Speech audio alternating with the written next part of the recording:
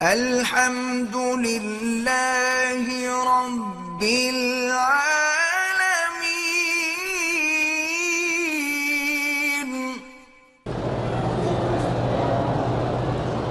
ایک آدمی نے کسی پہ ظلم کیا، اس نے معافی مانگی، اس نے معاف کر دیا، پھر ظلم کرتا تو پھر اللہ بدلہ لیں گے؟ ظالموں کو تو اللہ بدلہ لے سکتے ہیں نا۔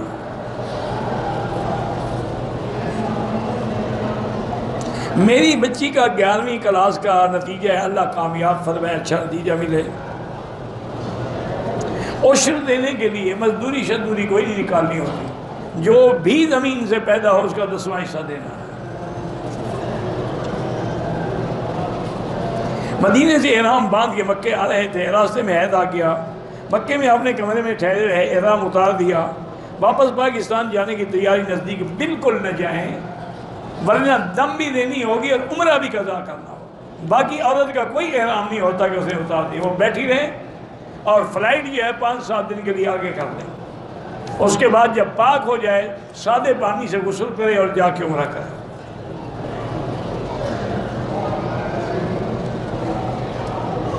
کہتے جی جو قرآن میں آتا ہے، یعنی مقصد یہ ہے کہ اللہ چاہے تو چھوٹی چیز کی مثال بھی بیان کر دیتے ہیں، جیسے قرآن نے مکھی کی مثال بھی دی ہے، مچھر کی مثال بھی دی ہے، عنکبوت کی بھی دی، تو اس میں اس کی کوئی شان میں کمی تو نہیں آتی۔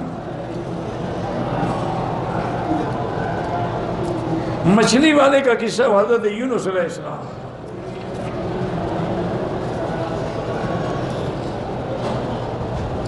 حج میں دونوں میاں بیوی آئے، آتے ہی دونوں عمرہ کیا، مدینہ شریف گئے، واپسی پر میں نے عمرہ کیا، بیوی عمرہ نہ کر سکی۔ کیوں نہیں کر سکے؟ بیمار تھی، مریض تھی، معذور تھی، ٹھیک ہے ورنہ دم پڑے گا۔ بچنے کا حال یہ ہے کہ طائف سے اس کو عمرہ کروا دو۔ میں زیارت کے لیے گیا تھا مینا عرفات دیکھنے کے لیے، تو میں نے شیطان کی دیوار پہ اپنا نام لکھا۔ اچھی بات ہے، پہچان لے گا تمہیں کہ میرا دوست آیا تھا میرے پاس۔ بس بے وقوفی کی کوئی انتہا ہے، کعبے پہ بھی نام لکھ رہے ہیں، شیطان کی دیوار پہ بھی نام لکھ رہے ہیں، غار سول پہ بھی نام لکھ رہے ہیں، غار ہرا پہ بھی نام۔ ان کا کیا علاج ہے ماسی ویس کے؟ اللہ ہدایت۔ ایک آدمی اپنے ہاتھ سے شہوت کو مٹاتا ہے، یہ بہت بڑا گناہ ہے، گناہ بھی ہے اور اس کی اپنی بربادی بھی ہے کہ اس کی قوت جو ہے وہ ختم ہو جاتی ہے۔ اور ایک حدیث مبارک میں یہ بھی آتا ہے کہ قیامت کے دن اس کے ہاتھوں کو ایسے ہوگا جیسے حاملہ عورت ہوتی ہے، ایسے ہاتھوں کو حمل ہوگا، تاکہ لوگوں کو پتہ لگے کہ یہ وہ ذلیل آدمی ہے۔ باقی آپ نے ٹھیک کہا ہے، اس کام سے توبہ کرنا اور بچنا بڑا مشکل ہے۔ اس کا حل یہ ہے کہ تم صرف توبہ نہ کرو بلکہ اللہ والوں کی صحبت میں رہو، جہاں رہتے ہو وہاں نہ رہو۔